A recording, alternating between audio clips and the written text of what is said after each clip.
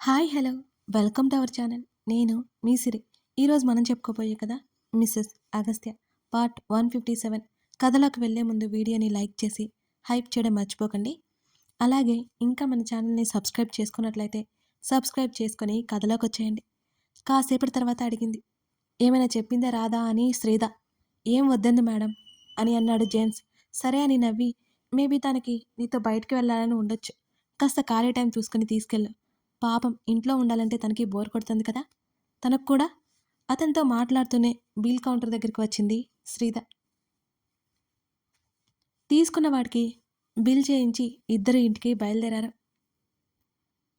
ముంబై నగరం. ఓ మోస్తారు విల్లా అది. సీక్రెట్గా రూమ్లో బంధించి ఉంచారు సూరజ్ని. 4 రోజులుగా అతను అలాగే ఉన్నాడు. తప్పించుకోవడానికి వీల్లేదు. ఫుడ్డూ లేదు. కనీసం ఫ్యాన్ కూడా లేదు. నీళ్లతో సరిపెట్టుకుంటున్నాడు సూరజ్. నరకం కనబడుతోంది అతనికి. చిన్నప్పటి నుంచి అన్ని సుఖాల మధ్య పెరిగిన అతనికి చెప్పలేనంత కష్టంగా ఉంది. కనీసం తనతో మాట్లాడడానికి కూడా ఎవరూ లేరు అక్కడ. పిచ్చివాడైపోతున్నాడు సూరజ్. ఎవరు తీసుకువచ్చారో తెలుసు. అగస్త్య తీసుకువచ్చి ఎందుకు తన్ని మీట్ అవ్వలేదు? ఆ విషయం ఇంకా అర్థం కాలేదు సూరజ్కి. సడన్గా తలుపులు తెరుచుకున్న శబ్దం రావడంతో నెమ్మదిగా తల ఎత్తి చూశాడు సూరజ్. అతని ఒక చేతికి గోడని లాక్ చేసి ఉంది. అలాగే మరొక కాలికి నేలకు ఉన్న హ్యాంగింగ్కి లాక్ చేసి ఉంది. ఆ మిగిలిన ఉన్న చేతితో ఆ లాక్ని తీయడం అతని తరం కాలేదు. గదిలోకి వెలుగు ప్రవేశించింది. ఎవరో వస్తున్నట్టు అర్థమైపోయింది లోపలికి. ఆ చీకటి గదిలో టక్కున లైట్ వెలిగింది. ఆ వెలుతురులో రుద్రుడిలా కనిపించాడు అగస్త్య. అతని ముఖంలోకి కోపమంతా పాకి అతని కళ్ళు ఎర్రచీరలని సంతరించుకున్నాయి. అంత కోపాన్ని బ్యాలెన్స్ చేసేలా అతని పెదవుల మీద అదోలాంటి చిరునవ్వుంది. అతను లోపలికి రాగానే ఎవరో వచ్చి కుర్చీ వేశారు సూరజ్కి ఎదురుగా. ఆ కుర్చీలో కూర్చుని కాలు మీద కాలు వేసుకున్నాడు అగస్త్య. ఎలా ఉన్నావు? కళ్ళు ఎగరేసి అతను అడిగాడు. సూరజ్కి కోపం విపరీతంగా వస్తున్నా శరీరంలో సత్తువ లేక ముందుకి కదలలేకపోయాడు సూరజ్. ఈ రూమ్కి ఫెసిలిటీస్ అన్నీ కంఫర్ట్గానే ఉన్నాయి కదా నీకు? అతని స్వరం మామూలుగా ఉన్నా సరే ఆ మాటల్లో వెటకారం ఉట్టిపడుతోంది. సూరజ్ కోపంగా చూశాడు. నిన్ను వదలను అంటున్న సూరజ్ చెంప పగిలేలా ఒక్కటిచ్చాడు అగస్త్య. చెంప మీద చెయ్యి పెట్టుకుని అగస్త్య వైపు ఆవేశంగా చూశాడు సూరజ్. రేయ్, ఎక్కువగా మాట్లాడావంటే ఇక్కడికిక్కడే చంపి పాతేసి నిన్ను కప్పెట్టేసి నేను వెళ్ళిపోయినా నిన్ను కాపాడేవాడు ఎవరూ లేరు అని కాస్త ముందుకు వంగి సూరజ్ కళ్ళలోకి సూటిగా చూస్తూ, చివరికి నీ మామ కూడా లేడు అని అన్నాడు అంతే సీరియస్గా అగస్త్య. నీ గురించి నువ్వు పెద్ద తోపు అనుకుంటున్నావు కదరా. అసలు ఎలా రైంది ఈజీగా చిక్కిపోయావు. చుచుచూ అని అగస్త్య జాలిపడ్డాడు సూరజ్ని చూస్తూ. నా మనుషులు నన్ను కనిపెడతారు, అప్పుడు చెప్తాను నీ సంగతి అని అన్నాడు సూరజ్ ఇంకా ఇంకా ఆవేశపడిపోతూ.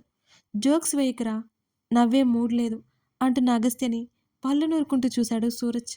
ఇంతకీ నీ మామ ఎక్కడున్నాడో తెలిసిందా అని అన్నాడు అగస్త్య. మా మావయ్య అని నువ్వే బంధించావు నాకు తెలుసు సూరజ్ గట్టిగా అన్నాడు. నేను బంధించలేదురా ఇడియట్, నాతోనే ఉన్నాడు. ఎంతైనా కూతురు గాని కూతురి మొగుణ్ణి కదా నేను. దగ్గరుండి అల్లుడు మర్యాదలు చేసుకుంటున్నాడులే నీ మామ అని అన్నాడు అగస్త్య. షటప్, నువ్వు చెప్పినవన్నీ నిజమైపోతాయా? మా మావయ్య నిన్ను ఈ జన్మలలో అల్లుడుగా స్వీకరించడు సూరజ్ కోపంగా అన్నాడు. ఫట్టుమని చెంప పగిలింది. ఈసారి అగస్త్య కొట్టిన చెంప దెబ్బ ఆ గది అంతా రీసౌండ్ వచ్చింది. ఒక్కసారిగా దవడ అదిరినట్టు అనిపించింది సూరజ్కి. నన్ను అల్లుడుగా అంగీకరించడానికి వాడెవడు? అసలు శ్రీదా మనోహర్ కూతురే కాదు. ఆ విషయం నీకు కూడా తెలుసుకా? ఎందుకురా ఆ నాటకాలు అని పెదవి విరిచాడు అగస్త్య. ఏం మాట్లాడుతున్నావు నువ్వు? తను శశి, మా మావయ్య కూతురు. సూరజ్ చెప్పగానే ఫట్టుమంటూ మరొక దెబ్బ తగిలించాడు అగస్త్య. సూరజ్ వెలువెల్లాడిపోయాడు. నాకు అబద్ధాలు చెప్తే నచ్చదు. షర్ట్ బటన్స్ తీసి చేతులు మరింత శ్రద్ధగా వెనక్కి మడుచుకుంటూ అన్నాడు అగస్త్య. ఇప్పుడు నీ పాపాల చిట్టా అంతా బయటకు తీయాలా? లేకపోతే 1 బై 1 నువ్వే చెప్తావా? జాగ్రత్తగా చేతిలో ఉన్న కోట్ తీసి పక్కనున్న వ్యక్తికి ఇచ్చాడు. సూరజ్ కంగారు దాచుకుంటూ ధైర్యం నటించాడు. తర్వాత రోజు ఆఫీస్కి బయలుదేరింది రచన. ఆమె గుండె దడదడలాడిపోతోంది. అసలు బాస్తో నిన్ను తను అలా ఎలా బిహేవ్ చేసింది? అందులోనూ అతను సారీ చెప్పాడు. ఒకవేళ అతను కావాలని చెప్పి అతను చూసి తన మీద విరుచుకుపడ్డ కదా! రచనకి భయంగానే ఉంది. ఇంకా అరవింద్ మీద నమ్మకం కలగట్లేదు రచనకి. అంతేకాకుండా నిన్న తన్ని ఫాలో అవ్వడం ఆమెలో ఇంకా ఇంకా భయాన్ని రేకెత్తిచ్చింది. రచన ఆఫీసులోకి వెళ్ళి పెండింగ్ వర్క్ మేనేజర్‌కి సబ్మిట్ చేయడానికి మేనేజర్ క్యాబిన్‌కి వెళ్ళింది. అతని క్యాబిన్ దగ్గరికి వెళ్ళడం ఇష్టం లేకపోయినా, కానీ రచనకి తప్పడం లేదు కదా! రచనని చూసి మేనేజర్ నవ్వాడు. సార్ నిన్న మీరిచ్చిన వర్క్ అంటూ మౌనంగా నిలబడింది. ఆ ఫైల్ తీసి పక్కన పెట్టేసి నైట్ ఔట్ చేసి కంప్లీట్ చేసావన్నమాట. వెరీ గుడ్ అన్నాడు. ఆ మాటలు చాలా వంకరగా ఉన్నాయి. రచనకి అర్థమైపోయాయి. అదేదో నా గెస్ట్ హౌస్‌కి వస్తే మనిద్దరం చేసేవాళ్ళం కదా! Night out. తోక తొక్కిన త్రాచులా కస్సున చూసింది రచన ఆ మాటలు వినగానే. ఇదంతా కోపమే అని గట్టిగా నవ్వాడు ఆ మేనేజర్. రచన అసహ్య చూపులు చూసి అతని వైపుకి విసిరింది. చెక్ చేసి చూడండి సార్ అన్నది కోపాన్ని దాచుకుంటూ. రాత్రి నేను వెళ్ళిపోయాక బాస్‌తో నైట్ ఔట్ చేసి మరీ వర్క్ కంప్లీట్ చేశావు కదూ! అతని మాటలకి మెదడు పనిచేయలేదు రచనకి. ఏంటి అలా చూస్తున్నావు? నాకు ఎలా తెలిసిందనా? అని గట్టిగా నవ్వి, మన బాస్‌కి అమ్మాయిలతో గడపడం సరదా. అలాగే రాత్రి నీతో కూడా ఎంజాయ్ చేసి ఉంటాడని నాకు అర్థమైంది. నాకు కూడా ఛాన్స్ ఇవ్వరాదు? అని అదే వంకర నవ్వు నవ్వాడు ఆ మేనేజర్. ఆవేశం వస్తున్నా అతని మీద కోపం చూపించలేని పరిస్థితి రచనది. Mind your tongue. ఆమె కళ్ళల్లో నీళ్లు సుడులు తిరుగుతుంటే, ముక్కుపుటాలు అదురుతుంటే చాలా చాలా కోపంగా చెప్పింది రచన. నేను ఎవరికీ చెప్పను. సీక్రెట్‌గా ఉంచుతానులే అని అన్నాడు. చూడండి సార్, నేను అలాంటి అమ్మాయిని కాదు. ప్లీజ్ దయచేసి నన్ను వదిలేయండి అని అంటూ అక్కడి నుంచి చప్పున వెనుదిరిగింది రచన.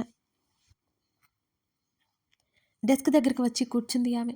పక్కనే ఉన్న హారిక ఏదో మాట్లాడుతున్నా వినిపించుకోలేదు రచన.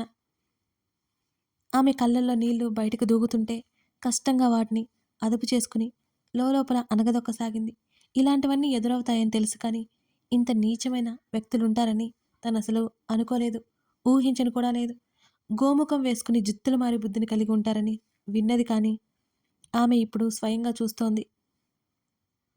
అసలు ఈ సమస్య నుంచి ఎలా బయటపడాలో రచనకి అర్థం కాలేదు. నిజంగా, నిజంగా భయం కలుగుతోంది ఆమెకి. ఇప్పుడు ఆ మేనేజర్‌ని ఎదిరించలేదు. అలాగని అతనికి లొంగిపోలేదు. తప్పించుకోవడం తప్ప తన దగ్గర మరో మార్గమే లేదు. ఎంతగా ఏడుపొస్తుందో అయినా సరే మొండిగా పనిచేయసాగింది రచన. అబ్బా! ఇవాళ మన బాస్ వస్తే ఎంత బావుండో. దూరంగా ఎవరి మాటలో వినబడుతున్నాయి. అప్రయత్నంగా చేస్తున్న పని ఆపి ఆ మాటలు వినసాగింది రచన. ఈ బ్రాంచ్‌కి రెగ్యులర్‌గా రారు కదా! విజిట్ చేయడానికి మాత్రమే వస్తారు అన్నది మరో అమ్మాయి. మనం మిస్ అయిపోయామే. అదేదో ఇక్కడే ఉంటే సైట్ కొట్టుకుంటూ గడిపేయొచ్చు కదా! వాళ్ళ మాటలు వింటున్న కొద్దీ రచనకి ముఖం చిరాగ్గా మారిపోయింది. అరవింద్ మీద జుగుప్సమైన భావన కలిగింది. అతను తనతో కావాలని అలా బిహేవ్ చేశాడు. తను లొంగిపోతుంది అనుకున్నాడు అంతే. తను రివర్స్ అయ్యి కొట్టేసరికి తన మీద పగ తీర్చుకోవాలని అనుకుంటున్నాడు. ఎట్టి పరిస్థితుల్లో అతనికి లొంగకూడదని రచన డిసైడ్ అయిపోయింది. గట్టిగా ఊపిరి తీసుకొని పనిలో పడిపోయింది రచన. ఆమెకి మేనేజర్‌ని ఏదైనా చేయాలని కసి ఉంది. కత్తి తీసుకొని పొడవాలనిపిస్తోంది. కాళ్ళు చేతులు విరగ్గొట్టాలనిపిస్తోంది. ఆ సమయం తనకు రావాలని దేవుణ్ణి కోరుకుంటోంది రచన. నాకు అబద్ధాలు చెప్తే అస్సలు నచ్చదు. షర్ట్ బటన్స్ తీసి చేతులు మరింత శ్రద్ధగా వెనక్కి మడుచుకుంటూ అన్నాడు అగస్త్య. ఇప్పుడు నీ పాపల చిట్టా అంతా బయటకు తీయాలా? లేకపోతే వన్ బై వన్ నువ్వే తీస్తావా? జాగ్రత్తగా చేతిలో ఉన్న కోట్ తీసి పక్కన ఉన్న వ్యక్తికిచ్చాడు. సూరజ్ కంగారు దాచుకుంటూ ధైర్యం నటించాడు అగస్త్య ముందు. ఏం చెప్పాలి? పాపాలేంటి? సూరజ్ దబాయించబోయాడు. మరొక్కటి పీకి, అరేయ్! త్వరగా నీ మ్యాటర్ సెటిల్ చేసి నా వైఫ్‌ని, నా కూతుర్ని చూసుకోవాలిరా. త్వరగా చెప్పేస్తే నాకు టైం సేవ్ అవుతుంది కదా! అక్కడ నా వైఫ్ రాక్షసి. ఇక్కడ ఉండడానికి పర్మిషన్ ఇవ్వట్లేదు. ఏం చేద్దాం? త్వరగా చెప్పేయమ్మా! అంటూ ఇంకొకటి పీకాడు అగస్త్య. అప్పటికే బుర్ర గిర్రున తిరిగి చెంపలు వాచాయి సూరజ్‌కి. ఇంకేం మాట్లాడితే ఇంకో 2 పీకుతాడని భయం వేస్తోంది అతనికి. చెప్పరా, నా వైఫ్‌ని, నీ మామ కూతురని నమ్మించాల్సిన పనేముంది? అడిగాడు సీరియస్‌గా. నువ్వు కొడుతున్నావు. సూరజ్ ఉక్రోషంగా చూశాడు అగస్త్య వైపు. మరేం చేయాలిరా నిన్ను? దండేసి పూజించాలా? పిచ్చ నా కొడకా! ఆవేశంగా పైకి లేచాడు అగస్త్య. అతనిలో ఇలాంటి యాంగిల్ ఉందని సూరజ్ ఊహించలేదసలు. అదిరిపడి చూశాడు అగస్త్య వైపు. ఉట్టి రౌడీగాన్ని, రాక్షసుని నేను. కోపం వస్తే చంపే బుద్ధవుతుంది. నన్ను ఆపడానికి నా వైఫ్ కూడా లేదు. త్వరగా చెప్పేస్తే సెటిల్మెంట్ చేసుకుని ఇంటికి పోదాం అని అన్నాడు సూరజ్ని చూస్తూ అగస్త్య. అప్పటికే అతని కళ్ళు మండే గోళాల్లా అనిపిస్తుంటే చిరుచెమటలు పట్టాయి సూరజ్కి. గుటకలు మింగుతూ చూశాడు. నెక్స్ట్ నీ నోటి నుంచి నిజం రావాలి. అబద్ధం వచ్చిందా నాలో పేషెన్సీ చచ్చి నువ్వు చస్తావు వేలు చూపిస్తూ చెప్పాడు అగస్త్య. అగస్త్య ఆవేశం చూస్తుంటే చంపేసేలా ఉన్నాడు అనిపించింది సూరజ్కి ఆ క్షణం. గట్టిగా నిట్టూర్చి గాయస్ అగస్త్యకి ఏకవేయగానే ఒక అతను వచ్చి గన్ చేతిలో పెట్టి వెళ్ళాడు. ప్రాణాల మీద మహాప్రీతి అయిన సూరజ్ చెప్తాను ప్లీజ్ దాహం దాహం అన్నాడు. మరొక అతను వచ్చి సూరజ్కి నీళ్లు అందించి వెళ్ళాడు. తిని 4 రోజులు అవడంతో విపరీతమైన ఆకలి, కళ్ళు తిరిగిపోతున్నాయి సూరజ్కి. ఒకప్పుడు శ్రీధ కూడా ఇలాగే పస్తులుండి ఎంత కష్టపడిందో. అగస్త్య సూటిగా చూస్తున్నాడు సూరజ్ వైపు. అంతే. శ్రీధ మా మామయ్య కూతురు శశి కాదు అని అన్నాడు సూరజ్. అది ముందే ఊహించిన అగస్త్య పెద్దగా షాక్ అవ్వలేదు. అది నిజమే కాబట్టి. ఇంకా అని అన్నాడు. మా మామయ్య ఆస్తి మొత్తం తన కూతురి పేరు మీద రాశాడు. ఆ అమ్మాయి గనుక లేకపోతే ఆస్తి మొత్తం ట్రస్ట్కి వెళ్ళిపోతుంది. అందుకే మా అత్తయ్య డెలివరీ అయిన రోజే అదే హాస్పిటల్లో ఉన్న అమ్మాయి కోసం వెతికాం. అలా శ్రీధ మ్యాచ్ అయింది. తనైతే మా మామయ్యని నమ్మించడానికి ఈజీ అవుతుందని నేను శ్రీధని తీసుకొచ్చాను అని అన్నాడు సూరజ్. అగస్త్య ముఖంలో ఏమాత్రం ఆశ్చర్యం కనిపించడం లేదు. అంతకు మించి ఇంకే భావాలు కూడా కనిపించకపోవడంతో సూరజ్ నిజంగానే కంగారు పడ్డాడు. తన మాటలు నమ్మాడా లేదా అన్నట్టు. గుడ్ కవరింగ్ అన్నాడు అగస్త్య. నేను చెప్పేది నిజం. గొంతు తడారిపోతుంటే చెప్పాడు సూరజ్. ఎలా ఎలా కనబడుతుందంట నీకు హా? అగస్త్య ఆవేశంగా పైకి లేచి కూర్చుని కుర్చీ తీసుకుని సూరజ్ భుజం మీద ఒక్కటేశాడు. ఒక్కసారిగా గావు కేక పెట్టాడు సూరజ్ ఆ దెబ్బ భరించలేక. ఎలా తీసుకువెళ్ళావని ప్రాసెస్ కాదు నాకు కావాల్సింది. ఒరిజినల్ రీజన్ కావాలి గట్టిగా అరిచాడు అగస్త్య. నీ మామ పేరు నీ పేరు మీద సగం ఆస్తి రాసేశాడు కదా, ఆ విషయం నాకు తెలీదు అనుకుంటున్నావా? అయినా నేనేంటో మా మామయ్య ఏంటో నా బ్యాక్గ్రౌండ్ ఏంటో తెలిసి కూడా టచ్ చేసావంటే స్ట్రాంగ్ రీజన్ ఉండే ఉంటుంది. ఖచ్చితంగా స్ట్రాంగ్ రీజన్ ఉండే ఉంటుంది. అది తెలియని తెలివి తక్కువ వాడిని కాదు నేను. చెప్తావో చస్తావో డిసైడ్ అవ్వు అంటూ గన్ ఎయిమ్ చేశాడు సూరజ్ తలకి. గట్టిగా కళ్ళు మూసుకుని చెప్తాను అని గట్టిగా అరిచాడు సూరజ్ భయంతో. అగస్త్య చూపుల్లో ఎటువంటి తేడా లేదు. అప్పుడే చంపేసేలా ఉన్నాడు. నవ్య అన్నాడు వణుకుతున్న గొంతుతో తడబడుతూ. అదెవరు విసుగ్గా వచ్చింది అగస్త్య స్వరం. నవ్య భరద్వాజ్ ఫ్యామిలీకి ఏకైక వారసురాలు అని అన్నాడు సూరజ్ గట్టిగా. ఇంట్రొడక్షన్ అడగట్లేదురా లఫ్వుడ్, నాతో పనేంటి? కళ్ళు చిన్నవి చేసి చూశాడు అగస్త్య. She loves you. ఆ మాటకి అగస్త్య ముఖం చిట్లించి చూశాడు. వాట్ అని అన్నాడు. Yes, she loves you. అందుకే నిన్ను నీ వైఫ్ని విడదీయాలనుకుంది. సూరజ్ చెప్తుండగానే సూరజ్ చెంప పేలిపోయేలా మరొక్కటిచ్చాడు అగస్త్య. దానికోసం నువ్వెందుకు హెల్ప్ చేశావు హా అని అడిగాడు. తను నాకు ఆఫర్ ఇచ్చింది. 100 కోట్లు ఇస్తానని చెప్పింది. అంతేకాదు నీ వైఫ్ని నేను పెళ్లి చేసుకుంటే ఆస్తి మొత్తం కూడా నాదే అవుతుంది. సూరజ్ ఆ మాట చెప్పిన నెక్స్ట్ మినిట్ అతని ముక్కు పచ్చడయ్యి రక్తం కూడా బయటకొచ్చేసింది. సిగ్గు లేదేంట్రా మీకు హా? ఎంతో అసహ్యంగా చూశాడు అగస్త్య. డబ్బు కోసం నీ మామ ఎమోషన్స్తో ఆడుకుంటావా? అగస్త్య అంత సీరియస్గా సూరజ్ వైపు చూశాడు చంపేసేలాగా. సూరజ్ మాట్లాడలేదు. అగస్త్య కొట్టిన దెబ్బలకి కళ్ళు తిరిగి ఆకలి విపరీతంగా వేస్తుంటే ఒక పక్కకు వాలిపోయాడు. ఫుడ్ పెట్టమని తన మనిషికి చెప్పి బయటికి వెళ్ళిపోయాడు అగస్త్య అక్కడి నుంచి. మరో గదిలోకి వెళ్ళి వాల్కి ఉన్న స్క్రీన్ మీద కనిపిస్తున్న సూరజ్ని చూస్తూ విన్నావా మామ? సారీ విన్నావా మామ? కాని మామ, నీ అల్లుడిని గుడ్డిగా నమ్మి ఎవరో అమ్మాయిని తీసుకొచ్చి నీ కూతురని చిత్ర హింసలు పెట్టావు అని. నీ కూతురని నువ్వు నమ్మి కూడా కూతురి మెడలో కూడా తాలి తెంచేసినప్పుడే నువ్వు చచ్చావు. నువ్వు ఎన్ని మంచి పనులు చేసినా నువ్వు చేసిన చెత్త పనికి అవన్నీ నిన్ను ఒక దుర్మార్గుణ్ణి చేసేశాయి. ఎన్ని ప్లస్లు ఉన్నా ఒక మైనస్ ఉంటే అదంతా మైనస్.